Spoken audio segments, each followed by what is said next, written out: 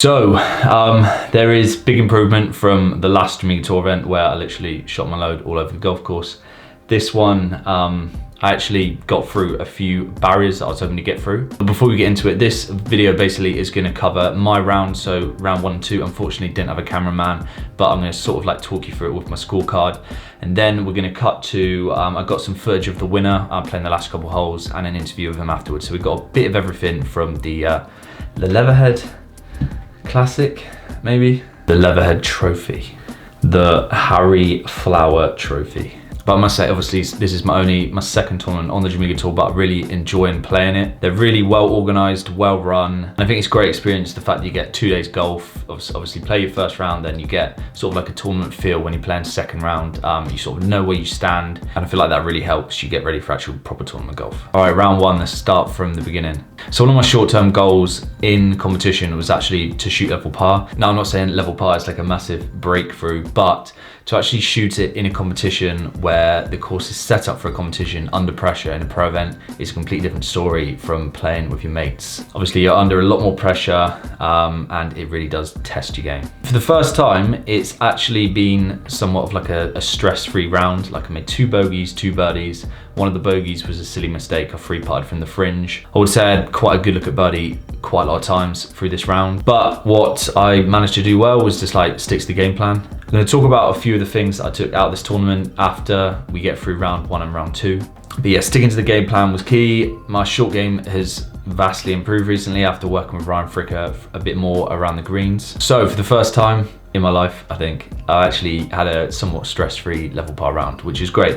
And I actually felt the pressure because 16, 17 is like a par 5, then a par 4, drivable par 4 on 17. Knocked it just left of the green, knocked it to 6 foot, hold the birdie putt, and then parred the last, which is a tough par 3, like 210 yards into wind, and almost basically lipped up for birdie on the last as well. Level par round in the books. Move on to round 2. Under par round in the books. This is another one of my goals. So I was just hoping to get a level par round in competition and then move forward to getting an under par round. Obviously just happened the next day, which is great. Now, throughout this round, this is an interesting one. So I was actually not playing that well all day. Got through 16 holes and I was 3 over par, but it was one of those rounds where 3 over par could have easily been like 7 or 8 over par, as I was doing previously. It could have got away from me. I could have like let it get to me, the things that were happening, but I just like kept calm, I've actually made quite a few decent par saves over the last sort of like 8 holes. And then we had a bit of a mad finish. So 16 is a par 5, which is very gettable. It's like 520, 530, I think. It may be 500, maybe 530, I'm not sure. But I hit driver 6 iron in there to 12 foot. Now I had like this 12 footer up the hill, which kind of went, it looked like it went right in my eyes, but I actually did a bit of an aim point with my feet, which gave me a slight bit of right to left break, which I trusted, knocked it in for eagle. Then went to 17, which is a downhill par 4. Wind was off the left. In fact, wind was sort of like down off the left. The greens were like really, really soft around Leatherhead the whole week. So it just pitched and basically stopped dead. I had a 25 foot up the hill to go eagle, and it literally fell in the back door. So at this point, I'm actually under par for the round, and I thought, let's just finish this off. Nice, steady par up the last. As I said, it was 208 yards into like a 1.5 club wind, sort of like in, off. And I hit a nice little 4 iron, just like a sawn off 4 iron, nice low little fizzy flight. Hit it up there to 10 foot and rolled it in. So from 3 over, which could have been 8 over, to 2 under, was a really, I don't know, it just felt good to get an under par round in. Obviously, I posted the last round at Oxford, that round where I just shot a lot, and obviously got quite a bit of abuse in the comments. But I knew that with practice, with what I was doing, this was going to come. No, I was going to obviously not be shooting that forever. So I just stayed patient with it and just uploaded it because I want to be honest and post this actual honest journey and just leave the comment section to it in a way. Now, a couple of things I'm taking away from the day, like positives, or things that, in fact, that's complete wrong way of putting it. So the couple of things that I changed sort of from Oxford to Leatherhead. Number 1, I found shot shape. So instead of sort of like turning up on the day and seeing where my shot shape was that is predominantly a draw. I actually forcing myself now to hit a fade, just to always aim up the left and just let it peel. I feel like that's probably one of the reasons why round one felt so stress-free, because my misses are now just so much less severe. So shot shape was massive. The next thing was just like finding my own pace. So when you're playing with your mates, you sort of find your own pace and you're relaxed and free and you just play your own golf. But when you get to a competition, if you aren't experienced in like pressure situations, sometimes that can change your own pace and sort of you can play out of kilter, just not feel like the same person. So what I made myself do was just slow down and just go at full-on chill pace. Like didn't walk too fast, just steadily went through my game, and just moving on to number 3, played like it didn't really matter. Like previously at Oxford, it was like everything was in on this round. Like the harder I try, the better I'm going to play, but that's just not the case. So I just chilled out and just played golf. Didn't really have a care what my score was, didn't care too much about what was going on. I just went out, played golf and just chilled. So moving on to the guys that were playing this week. So at the moment, obviously everything's up in the air with tournament golf. The European Tour have got a bit going on. The Challenge Tour haven't got anything going on, so a lot of the guys actually playing the Jamega at the moment are Challenge Tour players. It's the scoring being so low. Obviously we've had a couple slightly easier courses than before. The winner last week was 15, this week was 13 under. So yeah, the standard at the moment is really good, which in a way is good, just to see like where your game compares to these. Obviously mine isn't like anywhere near where it needed to be like towards that level, but I mean, I'm 2 Jamega Tour events in, and I've already had like a massive improvement, so that's really all I care about at this time. So that is my round recap done. So next week there is going to be hopefully some footage. I'm trying to get someone to film Royal Ascot, which is where I'm heading off to Sunday. This is probably going to be uploaded Sunday. So today I am off the Ascot practice round, and then Monday, Tuesday Royal Ascot Golf Club, another Jamega Tour event. Looking forward to playing.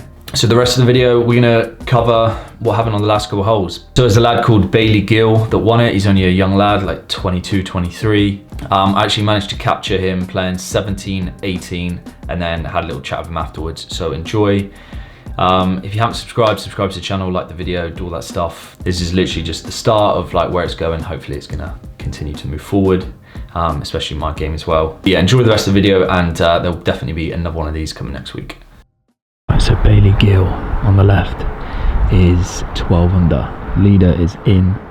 Gary King has got in 8 under par round today for a 12 under total. So we've got a drivable par 4 here. Good chance for Bailey to get a birdie, and then a par in on a tricky 18th. He knows where he is.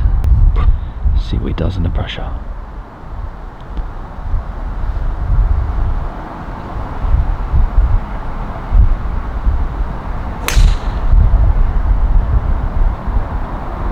Left it out there.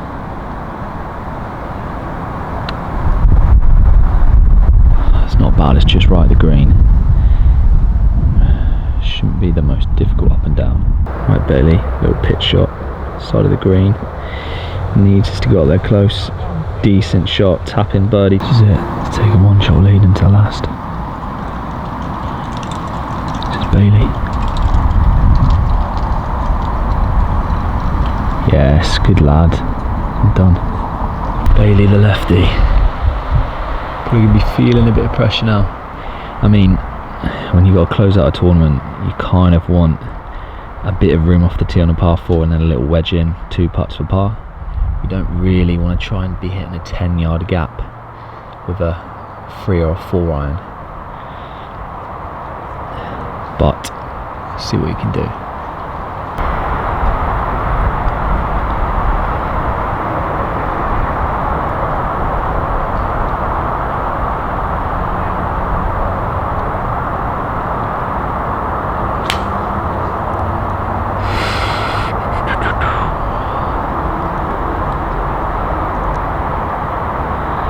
Be a tricky up and down. It's all on the lie. To be fair, he's sort of in to win that chip, and he's got a bit of green to work with, so if he's got a good lie, it shouldn't be too difficult, but it all depends on whether it's set up or not. Right, getting up to the green, you can see small target, especially into wind playing 200 yards today. 2 good shots in there.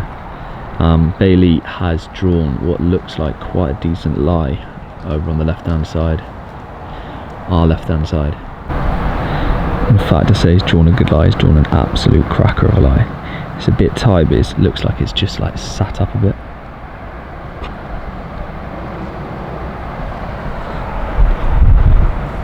So this is it. Comes down to the shot. Nice strike. Release. He knows what he's got.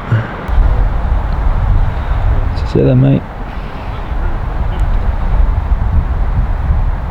5 foot to win. Looks like he's going to take the honour. This is it. Knows what he needs to do. 5 foot putt to win.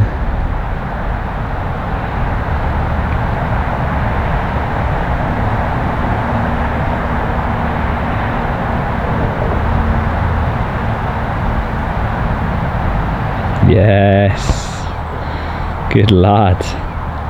Right, so I'm with the winner Bailey. Now this is going to be casual, like I said, as it's for my YouTube channel, so we're going to have like a normal chat. Well done today, mate. 13 under par. It's good scoring. Tell us a bit more about your round out there. Like, how do you feel it went? Yeah, sort of like this last month or so, I've really been struggling with swing changes. So, I mean, it was better today. Still not quite perfect, but I've hit some really nice chips and some really good putts to sort of get me around. Yeah. So today, did you find, like, although your swing's not 100% there, you found a way to get it round type thing, like not many silly mistakes? Yeah. Well, I just sort of managed my game well. I've only hit driver 4 times in 2 rounds. Yeah, I did too, mate, as well. Yeah.